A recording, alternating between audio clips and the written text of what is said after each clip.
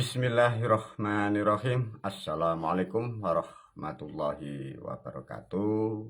Sugeng Rahayu semua, para murid dan santri, juga para pemirsa dimanapun berada. Seperti apa yang sudah disampaikan guru di grup, guru akan memberikan sesuatu ilmu untuk masyarakat, agar ilmu itu nanti sangat berguna bagi semua khalayak manusia. Namun sebelum guru memberi keterangan sekaligus membagikan ilmu, guru masih kurang satu langkah untuk menerangkan tentang makna atau filsafat tentang nilai-nilai kehidupan yang ada di Jawa. Karena terangkai dari video yang lain, juga dari wejangan apa yang disampaikan guru, dan semua pun juga berdasarkan dari apa-apa yang sudah diwariskan dari para moyang dan leluhur. Untuk menggenapi ilmu wejangan yang berfilsafat dengan apa-apa yang ada di alam, pada video kali ini guru akan mengurai dan mengulas dengan judul videonya Wit Jagung, Wit Jati, Wit Jati, Wit Jagung, ya. Dengan judul video ini sedikit untuk dipahami para murid dan santri, juga para pemirsa. Artinya pohon jati sebagai simbol dan bahasa yang tersimpan di situ dengan jagung itu adalah satu rangkaian yang tidak boleh dipisah, ya. Karena itu adalah bentuk jelmaan alam sebelum ada bangsa manusia. Jadi antara jati dan jagung adalah satu ketetapan yang sudah menjadi satu kesatuan antara ilmu dan keterangan, keterangan dan ilmu, ilmu dan lakunya, laku dan bentuk sesajinya, ya. Semoga diulas dengan video ini akan memberikan sesuatu hal yang sangat baik, khususnya bagi para pemirsa, dan lebih khusus para pemirsa yang dari Jawa, karena mohon maaf yang di luar Jawa yang belum paham atau tidak paham tentang nanti apa yang disampaikan guru, karena ini adalah dari leluhur Jawa yang sudah ribuan tahun. Para pemirsa, kembali kepada video yang ada gambar seperti kemarin.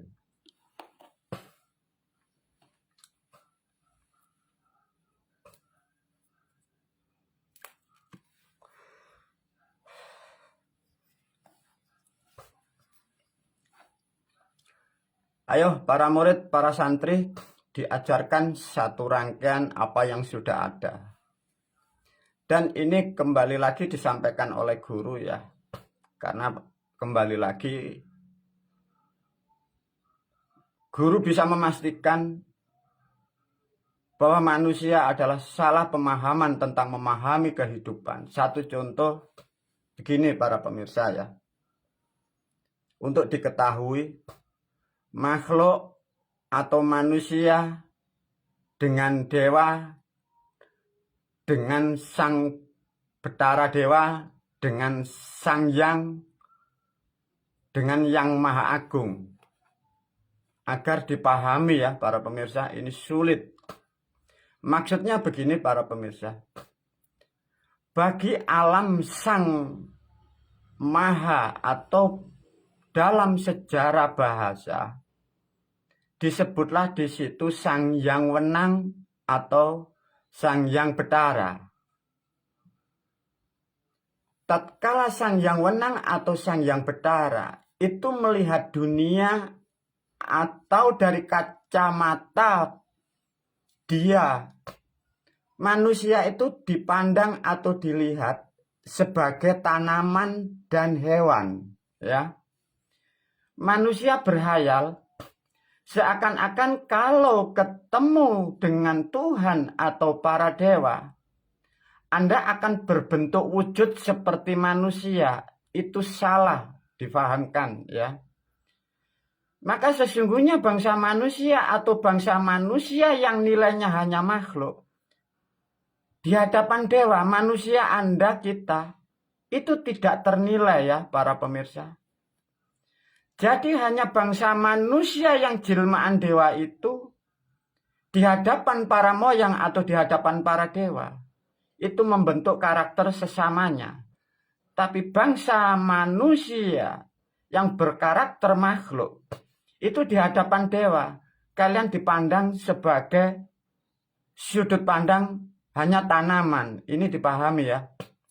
Biar manusia Anda tidak berhayal di hadapan Tuhan Anda ada seperti bentukmu seperti itu. Dengan pahalamu yang banyak Anda di hadapan Tuhan Anda berbentuk tampan dan cantik dan indah. Tidak ya para pemirsa. Semoga ini sesuatu hal pemahaman yang baru. Satu contoh, guru memberi keterangan. Dari video yang lain sudah diterangkan tahap dan tahap demi tahap.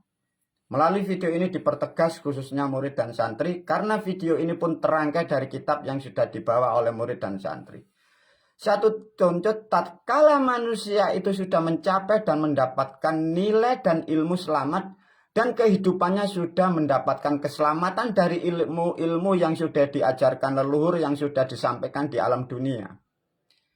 Maka guru sudah menyampaikan di video yang lain bahwa tatkala manusia mencapai atau mencari mendapatkan suatu keselamatan dan ilmu yang menyelamatkan, begitu sulitnya. Tatkala sudah menemukan yang disebut ilmu selamat dan faktanya kehidupan kita menjadi selamat, manusia itu mempunyai kewajiban, disebutlah juga membutuhkan perjuangan untuk menjaga dan merawat dari nilai-nilai yang telah menjadikan selamat Anda. Satu contoh, tatkala ilmu itu betul-betul menyelamatkan kehidupanmu, menyelamatkan keluargamu, menyelamatkan ekonomimu seperti apa yang sudah diajarkan guru kepada murid dan santrinya. Ilmu itu jaga, rawat, jangan ditinggal. Itulah yang diberi filsafat dalam artian mencari selamat begitulah sulit, tatkala sudah selamat lebih sulit untuk menjaganya. Dari apa yang dijalankan manusia tatkala sudah selamat, manusia akan masuk di dalam ranah yang lebih tinggi. Satu contoh, diibaratkan manusia itu ilmunya selamat, kehidupannya selamat, ekonominya selamat. Manusia selamat di dunia kelak pun akan ingin mencapai yang disebut alam akhirat, diibaratkan sebagai simbol di alam dunia. Dari angka ke-7 manusia itu akan masuk ke angka 9. Di angka 9 inilah filsafat. Di alam sana ada yang disebut diwakili dengan pohon di dunia, namanya pohon asem. Pohon asem inilah di alam kayangan sana, di alam dunia wujud bentuk asem. Disinilah ada yang disebut asemar di sini. Maka dari terah, dari leluhur, dari generasi, dari putra wayah, dari anak cucu yang disebut beliau Kanjeng Sinuwun yang Semar, tatkala di dunia ini harus mendapatkan keselamatan dulu. Kalau manusia di dunia aja belum selamat, belum mendapatkan ilmu selamat, itu masih jauh kita mau bertemu atau kelak kita akan kembali kepada beliau yang disebut Punokawan itu. Namun para pemirsa khususnya murid dan santri, semoga kita semua akan bisa kembali tatkala setelah lepas dari dunia, kita akan kembali kepada alam moyang yang disebut asemar itu. Namun untuk mencapai di sana ini, maka di sini ada namanya pohon ringin. Jadi tatkala manusia sudah mendapatkan ilmu selamat dan sudah mendapatkan keselamatan, jaga baik-baik, karena di sini setiap manusia akan mendapatkan saringan. Dalam bahasa manusia disebut Anda akan mendapatkan ujian. Dalam bahasa alamnya akan ada saringan. Maka dari angka nomor 8 di sini namanya ilmu ringin.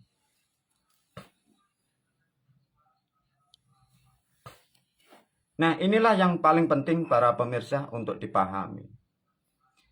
Bila manusia diterangkan, kembali lagi para pemirsa, mohon maaf yang bukan dari klan atau dari gen Jawa, mohon maaf ya, karena ini sejarah leluhur saya yang dari Jawa yang diterangkan guru. Manusia berhayal sebagai sebutan tatkala manusia menyebut Semar itu digambarkan seperti sesuatu apa yang diwayang itu.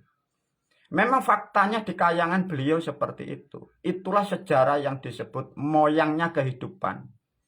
Apa hubungannya guru dengan ilmu-ilmu yang ada di dunia? Apa hubungannya yang ada di dalam agama? Apa hubungan dengan Islam dan Quran? Maka dari video yang lain sudah diterangkan oleh guru. Dewa gambarannya, kayangannya seperti itu, watak karakternya seperti itu, kalimatnya ditulis bisemi, bisem. Semua itu tersandi dari sejarah yang sudah ratusan ribu tahun, bahkan sudah tidak terukur. Bahasa itu sudah miliaran tahun, para pemirsa.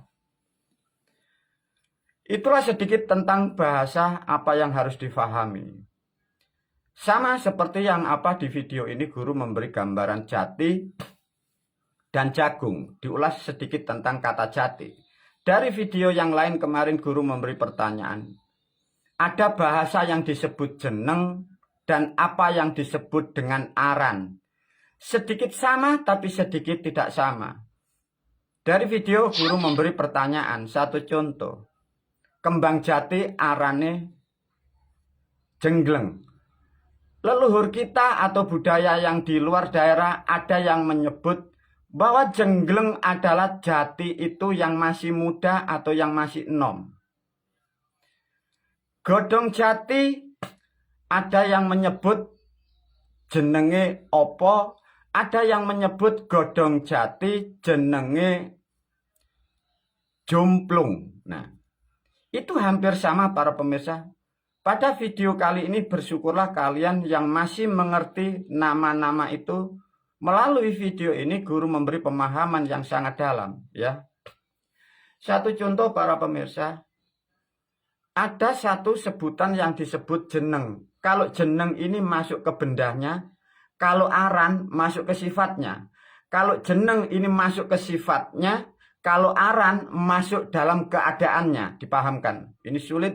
Semoga bisa dicerna bagi para pemirsa. Satu contoh, guru menyebut kembang jati jenenge jengleng. Tapi dalam bahasa aran disebutlah jati yang muda arane jengleng. Nanti diterangkan. Rambut jagung ada yang nyebut sinuwun, jenenge sinuwun. Arane kuncung. Tapi diterangkan di dalam bentuk wujud tanaman, kembang jagung arane sinuwun. Di situ ada sedikit pemahaman antara jeneng dan aran tidak sama, ya. Diajarkan ini bahasa. Tatkala bahasa ini dipahami oleh para pemirsa, khususnya kalian generasi Jawa, di situ ada sandi-sandi yang sangat bermanfaat bagi kehidupan. Diulas oleh guru tentang bahasa filsafat mengenai sandi-sandi, mungkin kalian menyebutnya password atau keyword bahasa. Dengan bahasa itulah manusia akan mengerti apa yang dimaksud. Dengan bahasa yang tepat dan benar, manusia itu akan bisa masuk ke alam apa yang dimaksud. Seperti apa ditulis yang ada di video ini. Satu contoh guru menyebut jengleng. Jengleng itu dalam bahasa makna, di dalam perilaku manusia mempunyai makna jenggileng. Dalam bahasa sekarang itu betul-betul sangat teliti. Dalam bahasa keagamaan disebutlah makrifat. Nah, bahasanya seperti itu ya. Melihat sesuatu manusia yang tidak mampu menjangkau, melihat sesuatu yang di dalam yang sangat dalam, maka disebutlah jengleng, jenggileng. Di dalam bahasa sifat yang sangat dalam masuk dalam keadaan disebut mirsani. Nah, maka dalam bahasa mirsani dengan bahasa ndelok tidak sama. Dipahamkan ya, ini sangat dalam bahasanya. Maka ada bahasa itu ketok menjadi ndelok, jengleng, jenggilengi bahasanya mirsani, ndadekno weruh lan ngerti.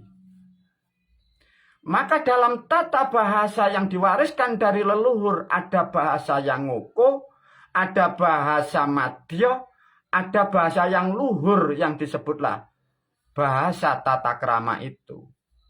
Bahasa luhur ada nyebut bahasa inggil. Di dalam bahasa yang dihasilkan dari resonansi suara, manusia diharapkan mampu menghargai bentuk tubuh, sifat dan keadaan, sifat dan guna apa yang ada di dalam tubuh manusia ini, sehingga mampu menggunakan semua indera yang ada di dalam tubuh manusia. Diajarkan sedikit oleh guru. Manusia mengenal tentang indera rata-rata 5. Ada yang sedikit memberi indera sampai ke 6. Guru di video lain menerangkan sampai 12 indera. Bila dijabarkan secara kemampuan totalitas apa yang ada di dalam tubuh bangsa manusia yang dari generasi Jawa, itu sebenarnya 360 indera yang dimiliki dari bangsa manusia, bangsa yang keturunan dari beliau Sinuwun Semar. Maka dari 360 indera yang dimiliki leluhur kita, beliau-beliau mampu membuat karya, membuat ilmu, membuat tuntunan, begitu hebatnya. Namun itu terjadi di era masa-masa lampau. Karena di era sekarang sudah terjadinya dan sudah adanya tuntunan, sehingga generasinya pun tidak boleh masuk ke ranah itu, karena sudah terjadi menjajina ilmu, tuntunan, ritual, spiritual, dan alat-alat apapun sudah digenapi oleh beliau-beliau, menjadikan apa, sampai menjadikan aturan apa yang ada di bumi, apa yang ada di dalam bumi, apa yang ada, dan apa yang harus dilakukan sebagai generasi di Pulau Jawa ini. Itulah sedikit guru memberi sentuhan bahwa jeneng dan aran tidak sama. Dengan sedikit memahami seperti ini para pemirsa, khususnya murid dan santri, tatkala kita sebagai bangsa manusia, bangsa yang luhur dan mampu dan harus bisa meluhurkan apa-apa yang ada di tubuh kita, maka sebagai bentuk nyata di dalam hidup di dunia, assalamualaikum, orang Jawa yang sudah mengerti tata krama tidak boleh menyebut satu bentuk ornamen atau bentuk tubuh yang disebut assalamualaikum mata. Maka leluhur dulu menghasilkan suatu bahasa yang tepat, maka disebut meripat, disebut paningal. Dengan demikian guru melalui video ini berpesan khususnya murid dan santri, dan lebih khusus para pemirsa, dan lebih khusus lagi kalian kita generasi Jawa. Jangan sekali-sekali menyebut atau mengucapkan suatu bentuk tubuh dengan bahasa yang kasar. Tatkala manusia itu kalian menyebut tubuh Anda dengan bahasa yang kasar, sama saja Anda memutus jalan kehidupanmu menuju ke surga, memutus jalanmu kepada leluhur Anda di alam-alam kemuliaan di sana. Tatkala itu sering kau ucapkan dengan bahasa yang kasar, kehidupanmu tidak akan mendapatkan kedamaian, karena semua itu sudah terpassword oleh sandi-sandi yang sudah diajarkan leluhur. Tatkala mau menyebutkan untuk memberi pemahaman kepada orang lain, satu contoh guru memberi edukasi. Guru mau menyebut karena bahasa sekarang memakai bahasa Indonesia, tubuh manusia alat untuk melihat disebutlah assalamualaikum mata. Diberilah satu sandi, diberilah salam assalamualaikum. Bisa kalian ucapkan dengan perlahan, bisa kalian ucapkan dengan hati. Dengan menjaga seperti itu, ornamen alat-alat yang dipinjamkan dari Sang Maha Pencipta dari para moyang bentuk tubuh, sehingga daya kekuatan dan daya guna ornamen yang ada di tubuh ini bisa dipakai maksimal. Itulah yang disebut bisa awet di dunia, tidak mudah rusak. Dan tatkala tubuh ini sesuai apa yang dimampukan, apa sesuai yang terjadi dalam manusia, itu nanti yang disebut bisa menjadi moksa, itu kesempurnaan bagi bangsa manusia. Itulah para murid dan santri, satu contoh guru memberi bahasa mirsani. Mir itu menjadi bahasa sampai keluar di dunia, maka di YouTube guru disebutlah sandi mirage. Menjadi bahasa Inggris mirik. Itu bahasa Jawa, para pemirsa, kalau Anda tahu. Karena itu adalah bahasa dasar. Itu mempengaruhi bahasa seluruh dunia yang menerangkan nilai-nilai alam, nilai-nilai kehidupan, nilai-nilai spiritual. Apa maknanya guru yang disebut mir? Mir itu maknanya langit atau dewa atau Tuhan. Dimaknakan tidak jelas tapi ada tapi tidak bisa dijelaskan. Itulah yang disebut mir. Dengan mirsani, manusia akan mampu untuk mengetahui sesuatu yang tidak jelas itu. Itulah bahasa-bahasa yang sudah puluhan ribu yang hilang para murid dan santri. Untuk mirsani ada sesuatu yang disebut alat indera untuk menganalisa tentang keadaan sifat dan sesuatu, maka jagalah ucapan untuk mengucapkan suatu menyebut ornamen tubuh manusia. Maka dari leluhur kita, dari orang-orang, dari saudara-saudara kita yang mengerti untuk menjaga suatu tubuh kita, nama-nama tubuh, maka orang Jawa, saudara-saudara kita, leluhur kita, tatkala kepala itu sampai dipegang orang, bahasa Jawa ini kalau sampai didorong atau dicundul, orang itu wajib dipukul. Tatkala bentuk tubuh ini sudah kalian muliakan, tatkala apa yang kalian sudah muliakan itu dijambal atau diberi kalimat yang kotor dari makhluk yang lain, manusia itu pun wajib untuk ditampar sebagai hukuman. Itulah perilaku orang-orang yang mengikuti sejarah para leluhurnya. Itulah para murid dan santri. Kembali lagi diulas tentang bahasa yang disebut sesuatu yang sangat misteri. Kembali tentang jengleng jenggileng. Di dalam bahasa lain, di dalam tanaman itu disebut kalau daun jati namanya jomplung. Plung, plong, plongo sama. Dimaknakan tatkala sudah plong, dimaknakan luas, tidak akan pernah ada yang tahu, tidak akan pernah yang bisa memahami apa sejatinya dunia ini, dan kehidupan tidak akan pernah ada yang tahu. Manusia membuat statement bahwa kehidupan adalah misteri.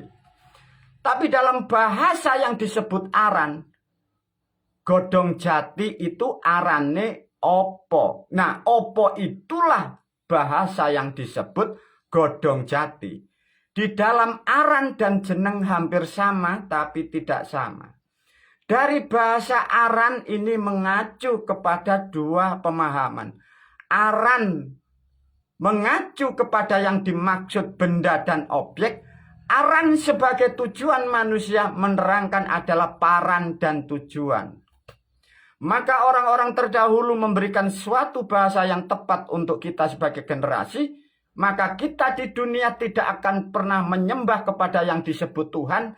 Kita tidak akan pernah menyebut kepada siapapun. Manusia orang Jawa tidak berbakti kepada Tuhan. Tapi manusia mempunyai pangeran. Nah, itu baru ketemu. Pangeran maka di situ mempunyai dua makna. Pengearan. Pengengeran. Disitulah ada suatu nama. Dari nama itu mengandung nilai. Masuklah suatu keadaan yang maha dan disitulah dia. Di dalam jati ada namanya opo. Di dalam opo ada sulur namanya jalur. Itulah para murid dan santri. Di dalam jagung ada sinebut di situ agung. Agung adalah sejo agung. Sejo agung adalah niatan yang besar, niatan yang tinggi, niatan yang luhur. Di situ ada yang kembang disebut adalah sinuwun. Diibaratkan sebagai manusia di alam di dunia ini, manusia mempunyai kewajiban meminta atau memohon. Dalam bahasa Jawa disebut sinuwun. Siapakah sinuwun? Di situ ada namanya rambutnya, disebutlah kuncung. Di dalam sejarah sudah diterangkan para murid dan santri, terutama Anda kita yang dari Jawa. Bagi generasi muda dipahami. Dewa siapa yang mempunyai kuncung? Di situ ada kuncung, ada sinuwun, ada Sang Hyang Agung. Siapa beliau? Itulah para moyang generasi kita. kita dari beliau-beliau itu. Dari ini apa arti yang harus kita simpulkan para pemirsa? Sinuwun sebagai manusia di alam dunia ini untuk mengatasi dan memenuhi kebutuhan manusia wajib berupaya bahasa sekarangnya. Dalam bahasa spiritual, manusia wajib berusaha, wajib meminta, wajib berdoa, wajib nyuwun. Dalam artian nyuwun, manusia itu harus bekerja dalam keadaan apapun, sesukses apapun berkewajiban Anda bekerja. Pahamkan bekerja. Jangan berhayal dengan membaca kalimat-kalimat kalian akan menjadi kaya. Itu menjadikan manusia pemalas, menjadikan manusia pembual. Bila kalian kemarin sempat mengikuti ajaran-ajaran seperti itu, tinggallah terjerumus kelak kalian. Tatkala manusia Anda kita semua sadar bahwa kita wajib bekerja dengan keadaan apapun harus bekerja, dimaknakan simbol dari kembang yang ada di jagung, di situ ada yang disebut kuncung. Kuncung mempunyai makna apa para pemirsa? Kuncung itu dalam simbol sudah diterangkan apa-apa yang ada di rambut. Disimbolkan di situ adalah sari pikiran. Pikiran kalian harus diolah, tidak boleh putus asa. Maka kuncung disimbolkan di situ adalah rambut. Itulah yang disebut diram kanthi lembut. Semua harus kita pikirkan, kita wajib berpikir. Besok mau apa yang kita lakukan apa? Yang kita lakukan biar tidak menjadikan kerugian dan tidak akan bisa merugikan orang lain. Betul-betul kita disuruh menganalisa, itulah yang disebut kuncung. Dari kuncung itu mempunyai sifat menjadi bahasa manusia menjadi yang disebut kenceng. Kenceng yang disebut adalah sungguh-sungguh, bahasa sekarang kalian menyebutnya adalah komitmen. Dalam bahasa filsafat disebutlah sopo sing temen bakal tinemu. Dari ulasan ini para pemirsa, khususnya murid dan santri, khususnya generasi muda, kurangi cara berpikir yang mengatasnamakan zikir wiritan yang beribu-ribu, kalian akan terjerumus. Di situ ada agung, ada sejo agung. Tatkala kenceng kuncung kalian pakai, di situ Anda meminta kepada Sang Maha Agung, Sang Maha Kuasa, dirubahlah agung besar menjadi akbar. Semua itu bahasa Jawa para pemirsa. Dari di situ ada yang disebut agung. Maknanya agung itu banyak para pemirsa. Semoga video ini nanti terkait dengan video yang akan dibagi guru, karena ilmu yang akan diajarkan, para pemirsa akan diajarkan untuk berdoa mengatasi kebutuhan yang ada di dunia. Satu contoh jagung, sejo agung, niat yang besar. Kuncung, berpikir dan bekerja sesuai apa yang diharapkan. Maknanya agung simbolkan dengan air yang sangat besar. Air yang sangat besar adalah sumber kehidupan. Tatkala sumber kehidupan itu sudah kalian mampu temu jalannya dan kalian bisa menemukan lubang untuk mengalirkan dari sumber kehidupan yang maha besar. Tatkala sumber yang maha besar itu agung, maknanya itu anteng para pemirsa. Karena keagungan itulah dan agung yang besar itulah maknanya anteng. Dari penjelasan ini para pemirsa sudah bisa memastikan. Dalam hajat, dalam memohonkan sesuatu niat kepada Sang Maha Pencipta, kita sebagai bangsa manusia itu harus anteng. Bahasa sekarang tumak nina. Untuk menghasilkan anteng tumak nina, kurangi bahasa-bahasa yang terlalu banyak. Bila bahasa itu terlalu banyak, ratusan bahkan ribuan, pemikiran manusia itu sudah tidak menjadikan tumak nina, sehingga keluar dari apa yang dimaksud agung itu sendiri.